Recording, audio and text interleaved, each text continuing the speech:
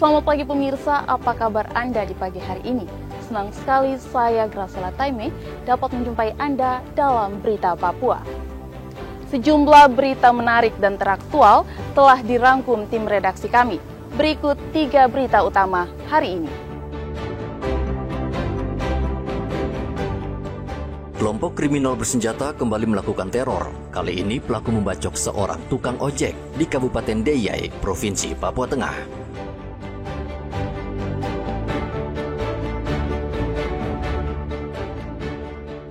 Korupsi penjualan beras cadangan pemerintah, Kejaksaan Tinggi Papua geledah kantor Bulog Papua.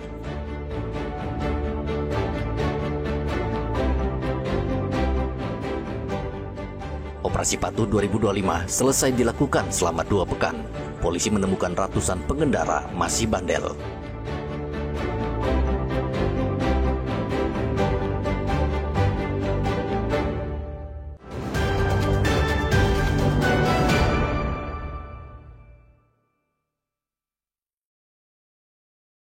Tukang ojek kembali jadi korban penyerangan dari orang tak dikenal di Kabupaten Deiyai, Papua Tengah.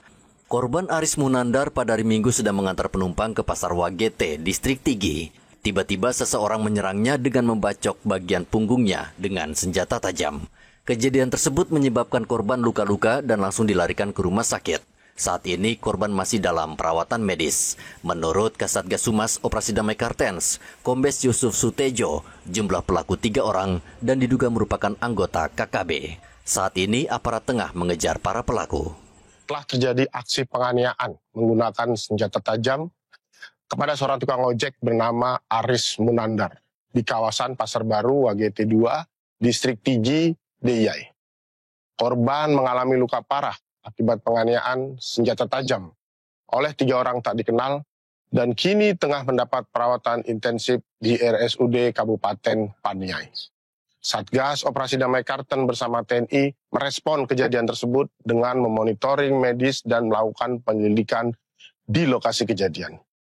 Aparat menegaskan komitmennya dalam menindak pelaku kekerasan secara profesional dan terukur, termasuk kemungkinan adanya keterlibatan kelompok kriminal bersenjata.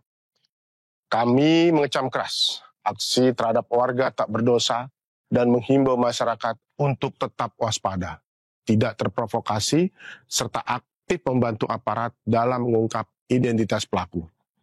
Aparat kepolisian mengimbau masyarakat untuk tetap waspada dan tidak terprovokasi dengan informasi yang mengadu domba masyarakat dan aparat. Igobat Memolin melaporkan dari Deiyai, Papua Tengah.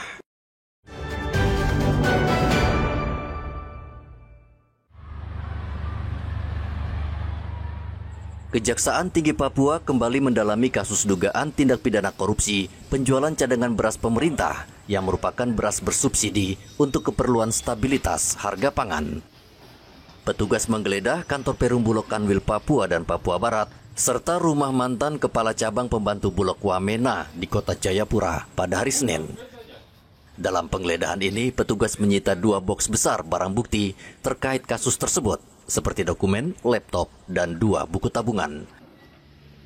Selain itu, petugas juga menyita uang tunai senilai 527 juta rupiah dari salah satu saksi berinisial RM yang merupakan mantan Kepala Cabang Bulog Wamena tahun 2022. Uang tersebut merupakan selisih hasil penjualan dari gudang ke mitra Bulog Wamena. Pidana khusus setelah melakukan upaya atau tindakan hukum berupa penggeledahan di 2 tempat berbeda masing-masing di kantor wilayah Perum Bulog Papua dan kemudian yang berikutnya di rumah dinas yang ditempati oleh salah satu mantan pimpinan kantor cabang Bulog Wamena yang saat ini sudah pindah ke Jayapura. Di 2 tempat tersebut penyidik menyita beberapa dokumen termasuk dengan data atau transaksi keuangan berupa rekening dari saksi inisial D. Penggeledahan yang dilakukan oleh tim penyidik merupakan langkah hukum guna mencari alat bukti dalam rangka melengkapi syarat formil dan syarat material. Untuk selanjutnya akan ditingkatkan ke tahap selanjutnya atau menentukan siapa pelaku dari pada perbuatan ini. Dari hasil perhitungan sementara penyidik, kerugian negara dari kasus dugaan korupsi beras bersubsidi mencapai 80 miliar rupiah. Kejati Papua telah memeriksa 38 orang sebagai saksi, namun hingga kini Kejaksaan Tinggi Papua belum menetapkan tersangka. Modus pegawai Bulog Wamena yaitu menjual beras tidak sesuai harga eceran yang ditetapkan pemerintah. Dari Kota Jayapura, Papua, Hendra melaporkan.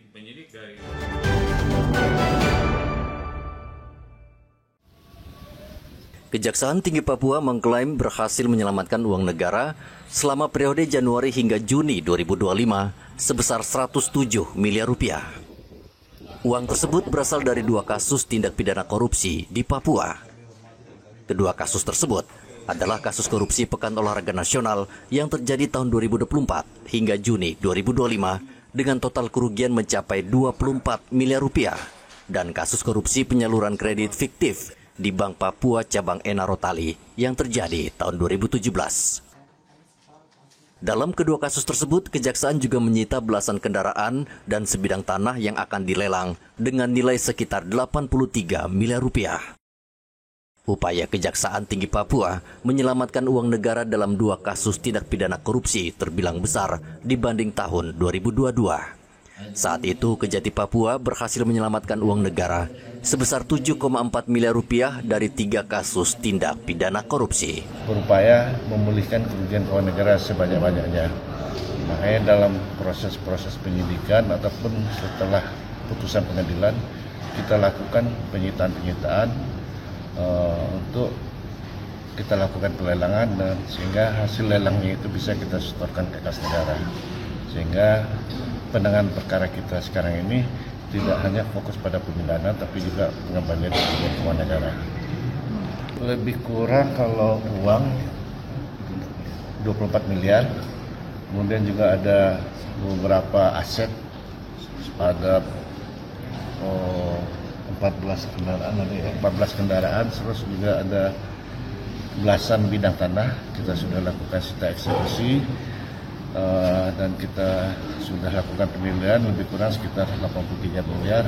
Sekarang dalam proses pengajuan pelelangan. Uang hasil korupsi tersebut telah diserahkan ke kas negara dan Kejaksaan Tinggi Papua terus melanjutkan proses hukum terhadap pejabat atau mantan pejabat yang terlibat dalam kedua kasus tersebut. Dari Kota Jayapura, Papua, Hendra melaporkan.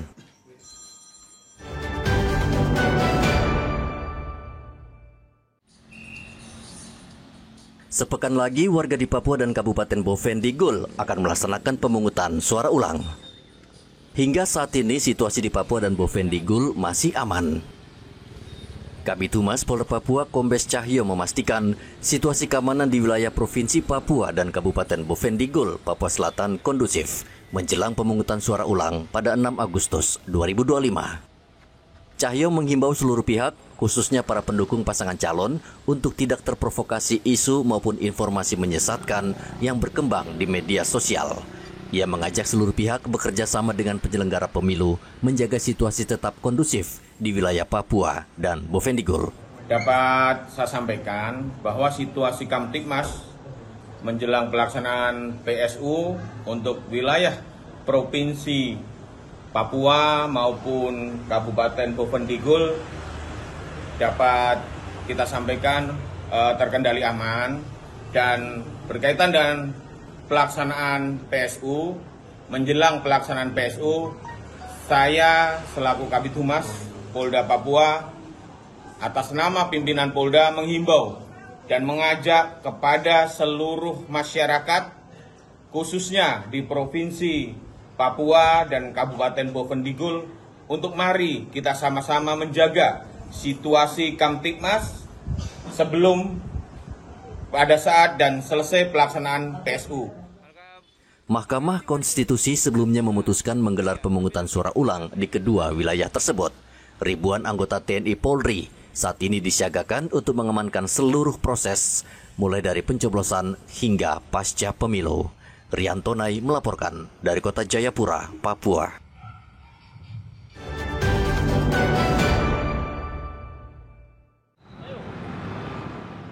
Pelaksanaan Operasi Patuh Kartens 2025 yang telah berlangsung selama 2 pekan dinilai sangat bermanfaat. aparat kepolisian berhasil menjaring ratusan pengendara yang melanggar aturan lalu lintas. Menariknya, sebagian besar pelanggar ini terjaring melalui razia terhadap pelanggaran kasat mata.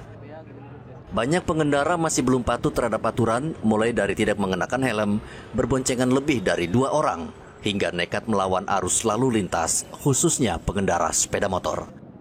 Kasat Lantas Polresta Jayapura Kota AKP Akbar menegaskan penindakan dan peneguran dilakukan secara humanis, dengan mengedepankan pendekatan persuasif agar masyarakat dapat menerima dengan baik dan termotivasi untuk lebih tertib berlalu lintas. Kita laksanakan di Gus Yasmin hal-hal yang sudah saya sampaikan ke anggota menjaga sifat santun di menegur. Nah, Polri untuk masyarakat nanti kita santun kepada masyarakat walaupun pelanggarannya nanti kita tegur secara baik-baik. Untuk jumlah personil hari ini? Jumlah personil yang kita libatkan bukan hanya dari lalu lintas saja, dari fungsi pengawasan, ya, terutama dari Propam, terus dari Siwas, terus dari Pamsud, dari intelijen, kita libatkan terus dari TIK. Jumlah keseluruhan kurang lebih yang kita libatkan ini kurang lebih 30 atau 40 personil. Terdapat 7 jenis pelanggaran yang menjadi fokus utama dalam operasi patuh Kartens 2025. Beberapa diantaranya yaitu berkendara dalam keadaan mabuk, melawan arus, menggunakan handphone saat berkendara, dan tidak menggunakan helm berstandar SNI. Semua pelanggaran tersebut dinilai sangat membahayakan keselamatan diri sendiri dan pengguna jalan lainnya. Rian Tonai melaporkan dari Kota Jayapura, Papua.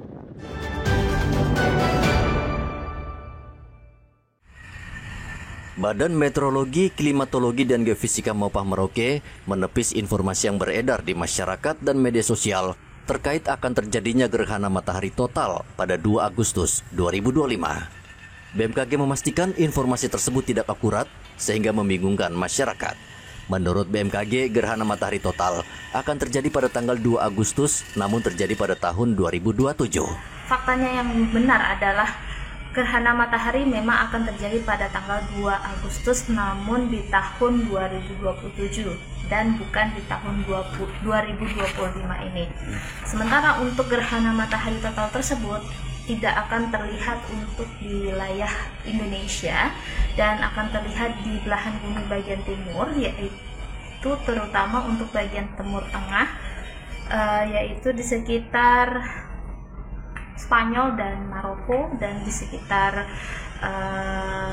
Afrika Utara, Timur Tengah, serta ujung utara tanduk Afrika. Gerhana ini akan terlihat di sebagian besar belahan bumi timur, jadi untuk di wilayah Indonesia tidak akan terlihat. Menurut BMKG Mopah, fenomena gerhana matahari total pada 2 Agustus 2027 itu juga tidak bisa diamati dari wilayah Indonesia, melainkan hanya terlihat di beberapa negara di kawasan Afrika Utara dan Eropa Selatan seperti Spanyol dan Maroko.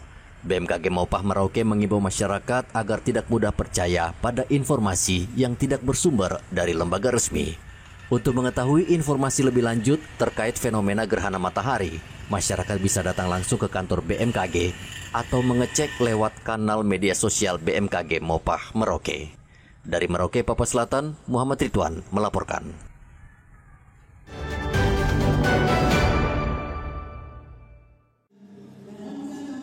Sebanyak 25 kelompok usaha kuliner lokal milik mama-mama asli Papua dari Kabupaten Jayapura pada hari Senin mengikuti festival kuliner tradisional yang digelar Balai Pelestarian Kebudayaan Wilayah 22 Papua. Kegiatan ini bertujuan untuk mempromosikan pangan lokal yang berasal dari hasil alam dan laut. Warga yang datang disuguhkan kuliner yang berbeda dari biasanya. Karena di festival ini menampilkan beragam kuliner khas seperti ulat sagu, papeda, sinole, dan ikan gabus. Kami sangat senang dengan festival kuliner yang ada hari ini dilaksanakan. Bagaimana ibu-ibu dapat mengelola makanan tradisional yang ada menjadi satu hal yang baik dan dapat bernilai dan dapat dijual, dan itu juga dapat membantu perekonomian di dalam keluarga meningkatkan. Jadi dari bahan dasar ikan, sagu, dan ubi lagi yang ada, kita bisa kelola dan kita juga bisa membuat sesuatu yang lebih bagus, jadi modern. Kepala BPK Papua Desi Pola Usmani mengatakan festival ini menjadi momentum penting untuk mengangkat dan mempertahankan eksistensi makanan tradisional Papua.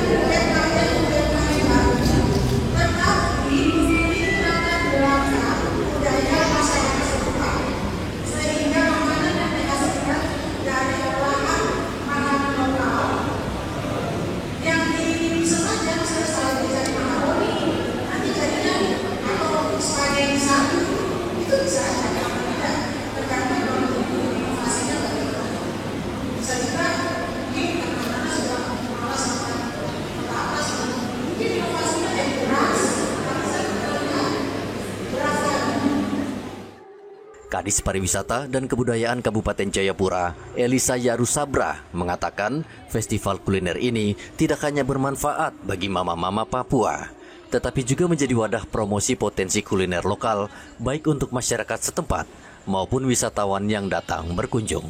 Ibu-ibu kita yang ada ini, mereka punya potensi untuk hidangkan, untuk buat makanan tradisional menjadi menu yang baik. Dan menu ini tidak kalah saing dengan makanan-makanan yang kita makan di rumah makan, di kantin-kantin, di mana rasanya dan nikmatnya itu lebih terasa dalam makanannya. Jadi kalau saya dari Dinas Pariwisata melihat ini event yang sangat baik dan ini menjadi promosi pariwisata kita ke depan. Kita berharap di semua tempat-tempat pariwisata itu didukung dengan kuliner-kuliner yang ada. Festival kuliner ini diselenggarakan di Aula Sanggar Semadi, Clara Sentani, Kabupaten Jayapura dan akan berlangsung dari tanggal 28 hingga 30 Juli. Dari Kabupaten Jayapura, Papua, Hendra melaporkan.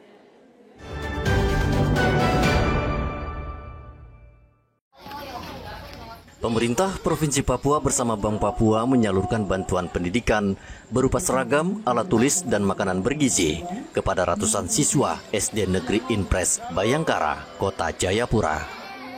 Bantuan kepada 166 siswa ini bertujuan meningkatkan kualitas pendidikan di Papua. Bantuan diserahkan langsung penjabat Gubernur Papua, Agus Fatoni. Kepala SD Inpres Bayangkara Kusmanto mengatakan bantuan ini sangat membantu siswa dan menjadi motivasi untuk lebih semangat belajar. Pendekatan pemerintah pusat, pemerintah daerah yang langsung bersama-sama kami hari ini hadir melihat kegiatan kami dan hadir membawa bantuan berupa seragam, paket seragam, kemudian juga makanan ringan, susu dan snack. Hari ini juga kami berterima kasih kepada Bapak Presiden Prabowo karena program nasional sudah menyentuh di sekolah kami. Hari ketiga untuk kami boleh menikmati makanan bergizi gratis. Tugas pemerintah itu untuk bisa memastikan bahwa proses belajar mengajar, proses pendidikan di semua sekolah berlangsung dengan lancar, dengan aman, dan tentu dengan suasana yang kondusif. Maka dari pemerintah akan terus melakukan monitoring, terus melakukan pengawasan, dan juga melakukan sosialisasi. Ini tugas dari kita dan pemahaman bersama bahwa pendidikan yang sesuai dengan kondisi usia anak-anak ini sangat penting agar anak-anak bisa berkembang sesuai dengan potensi dan juga sesuai dengan kondisinya, sesuai dengan usianya. Selain SD Negeri Inpres Bayangkara, Pemprov Papua juga membagikan bantuan ke sekolah-sekolah di pedalaman Papua dengan harapan dapat meringankan beban keluarga para siswa. Dari Kota Jayapura, Papua, Hendra melaporkan.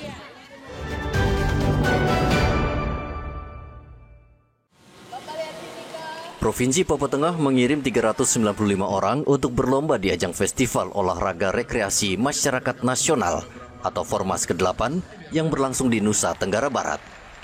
Kontingen Formas ke-8 Provinsi Papua Tengah dilepas Gubernur Meki Nawipa dalam upacara yang digelar di Gedung MNM Yoware, Kabupaten Mimika. Mereka terdiri dari atlet, pelatih, dan ofisial. Sebelum berangkat, seluruh kontingen menjalani pemeriksaan kesehatan dan menerima jaminan BPJS Ketenagakerjaan dari BPJS Kabupaten Mimika. Gubernur berharap para atlet bisa menunjukkan prestasi maksimal dan mengharumkan nama Papua Tengah di kancah nasional. Mana kita melepaskan 370 atlet dan tinggal ofisial semua lebih dari 100 orang. Kita berharap dengan hari ini kita sudah melepaskan, besok sudah mulai golongan pertama, setelah itu sampai tanggal 25, lalu 26 itu pembukaan tidak salah ya. Di Mandalika. Di Mandalika. Pak Ketua Kormi atau Bupati Mimika akan hadir, saya juga kemungkinan besar akan hadir untuk mendukung secara moral bahwa kita Papua Tengah bukan pelengkap. Kita mau keluar sebagai pemenang Kormi, sehingga anak-anak kita bisa terdorong dengan olahraga masyarakat ini. Itu juga salah satu yang kenapa saya datang, saya merasa bahwa ini penting. Untuk anak-anak ini, kamu jaga mereka baik-baik. Ya, jangan sampai mereka pergi kemana-mana dan kita harus bertanggung jawab kepada orang tua mereka. Boleh, kamu boleh kembali, kamu mau berdiri juga tidak apa-apa, atau mau gaya-gaya juga boleh. Pak Gubernur, itu yang saya laporkan. Jadi kita berharap olahraga ini nanti akan dibuka tanggal 26 sore, sehingga saya sebagai Ketua Kormi Provinsi Papua Tengah, saya mau ajak Pak Gubernur, biar kita sama-sama ke sana. Kontingen Papua Tengah yang berlaga di ajang Formas ini terdiri dari berbagai kalangan, mulai dari anak-anak, orang dewasa, hingga lansia, sebagai wujud semangat sportivitas untuk semua usia. Formas ke-8 akan berlangsung di Provinsi Nusa Tenggara Barat pada 1 Agustus. Igobat Momolin melaporkan dari Mimika, Papua Tengah. Pemirsa, informasi tadi sekaligus mengakhiri jumpa kita dalam Berita Papua. Saya Graciela Taime mewakili kerabat kerja yang bertugas menyampaikan terima kasih, selamat beraktivitas, sampai jumpa. Wanyambe.